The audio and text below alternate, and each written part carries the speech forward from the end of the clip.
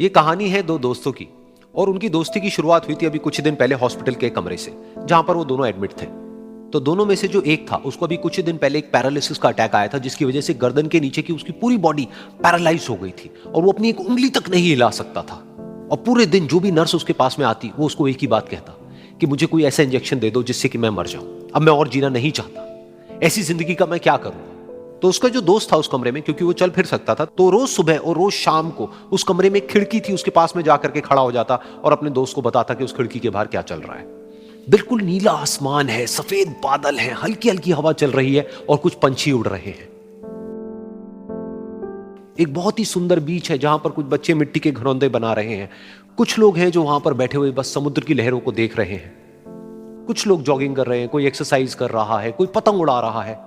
वहां पर एक आइसक्रीम की स्टॉल है जहां पर कुछ लोग आकर के आइसक्रीम खा रहे हैं। और सनसेट के टाइम पे जो पानी है वो पूरा गोल्डन हो जाता है और चमकने लगता है।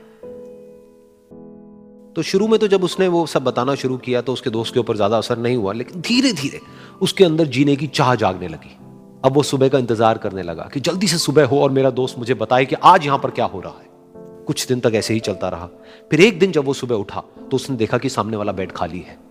फिर उसने नर्स को बुलाया और उससे पूछा कि क्या वो डिस्चार्ज हो गया है। तो नर्स ने कहा कि आपको तो उन्होंने बताया होगा, उनके पास कुछ ही दिन बाकी थे और कल रात को ही उनकी डेथ हो गई है। ये सुन करके उसके अंदर की उम्मीद पूरी तरह से टूट गई, क्योंकि सिर्फ उसका दोस्त ही था जिसने उसको बाहर की दुनिया से जोड़ा हुआ था, जिसकी वजह से वो जान पाता था कि बाहर क्या हो रहा है और ये दुनिया कितनी खूबसूरत है। तो कुछ दिन तक तो वो रोता रहा और उसने जीने की चाह छोड़ दी। लेकिन दूसरी ही तरफ से उसके अंदर कहीं ना कहीं एक नई चाह पैदा हुई कि काश मरने से पहले एक बार मैं खुद अपनी आंखों से देखूं इस खिड़की के बाहर कि दुनिया कैसी है। जैसे जैसे उसकी ये चाह बढ़ने लगी, उसको अपने अंदर एक अजीब सी एनर्जी महसूस होने लगी। और फिर एक दिन उसने अपनी पूरी ताकत लगा दी और किसी तरीके से वो बेड से नीचे गिरा और पकड़ पकड़ करके किसी तरह से उस खिड़की तक पहुंचा। फिर उस खिड़की को पकड़ करके वो खड़ा हुआ और खिड़की के बाहर देख लिया। लेकिन खिड़की के बाहर देखते ही वो गुस्से से भर गया। उसने जोर से नर्स को आवाज लगाई और जैसे ही नर्स आई उसने नर्स से पूछा, ये तुमने क्या किया, ये खिड़की के बाहर काली दीवार क्यों खड़ी कर दी। तो नर्स को समझ नहीं आया वो क्या बोल रहा है और वो बोली कि मुझे 5 साल हो गए हैं यहां पर, जब से मैं आई हूं तब से तो ये काली दीवार यहां पर है।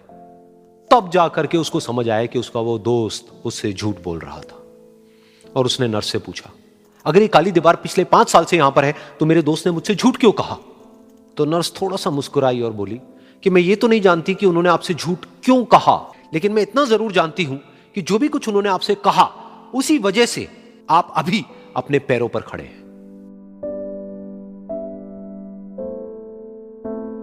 तो इस कहानी से हमको यह सीखने को मिलता है कि जो हमारे शब्द हैं, जो हमारे वर्ड्स हैं, जो हम अपने मुंह से बाहर निकालते हैं, उसमें इतनी पावर है जिसकी कोई हद नहीं है। वो किसी आदमी को गिरा भी सकते हैं और उसको उठा भी सकते हैं। तो अब आपके ऊपर है कि आप अपनी इस पावर को यूज करते हो या मिस यूज करते हो।